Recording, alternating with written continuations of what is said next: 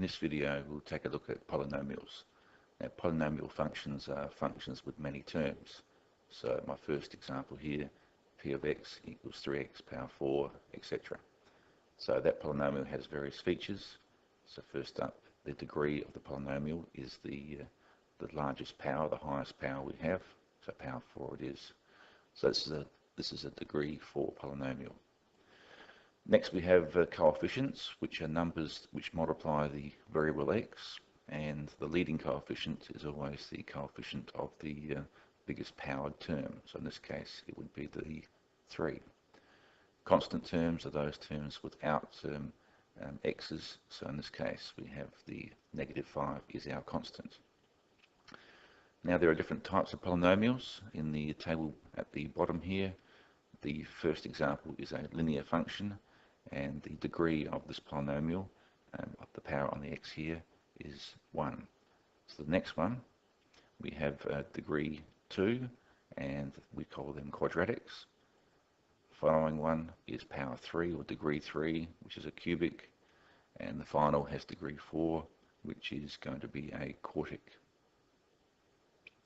Now, when we have two equal polynomials, then they're equal if they have the same degree. So we have in this case a power 3 on left side and right side, and the corresponding coefficients have to be equal if these polynomials are going to be in fact equal. So in this case here we can match up the a and the 2. These are the coefficients of the x power 3 term.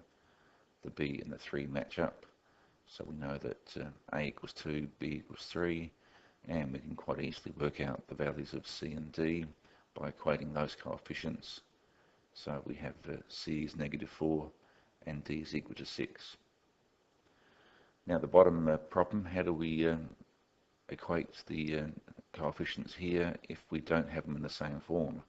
Left hand side here is an expanded form, right hand side hasn't been expanded.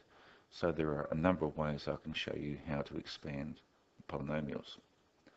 The first one is using the distributive rule, and in that case each term in the first bracket multiplies each term in the second bracket.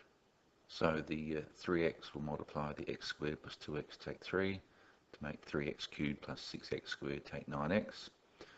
Next the -1 multiplies the second bracket, and we end up with those three terms. Now if we collect like terms, we've got 3x cubed, we've got 5x squared, etc. Now the second technique is using long multiplication. So in long multiplication, what we do is we put one number above the other.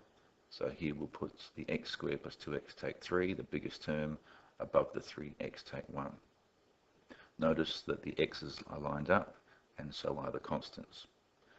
Next we multiply the -1 by the top row to get -1 times -3 is plus 3, -1 times 2x minus 2x, etc. For the next row, we start with a 0. And then we do 3x times -3 to make minus 9x. 3x times by 2x makes plus 6x squared, etc. Then we add up our rows, and in this version we have no carryover into the next column, so we have 3 plus 0 is 3, -11x, etc. So, expanding these brackets, this is the same solution we had using our distributive rule. The third technique is known as inspection, where all we do is look at the biggest term in the first bracket is the 3x, biggest term second bracket is the x squared, therefore the largest term will be x power 3. And the only way to get x power 3 is to times 3x by x squared to get 3x cubed. Next we look at our x squared term. X squared can be achieved by doing x times by x, so that's a 6x squared, or -1 times by x squared. So I've got a 6 take 1 as my x squared term. My x term will be x times by constant. So I've got -9 here, or I've got -2 here. And then my constant term will be -1 times by -3, so plus 3. Right, simplifying that, and once again, same solution we had previously. So for this problem down here, how do we work out the values of A, B and C? Well, let's use one of those three techniques. Let's use the distributive rule. So the 2x will multiply first up the second bracket, and we end up with those three terms. Negative 1 multiplies these three terms. We have that. Collecting our like terms, I've got my x cubed term, x squared, I've got a 2b and a take a. So now we've got left side and right side in the same form, so we can equate our terms. So the 2a here is the x cubed term, and so is the 6. So 2a equals 6, which means a equals 3. My x squared term is 2b take a, and on the left hand side it's 7. So 2b take a equals 7. I know a equals 3. I can substitute that in here, and we end up with b equals 5. My x term is 2c take b and negative 19. So these are equal to each other.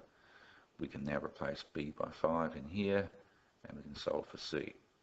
And notice the coefficient here of negative c must equal the plus 7 here, and that just confirms this result here that c does equal negative 7.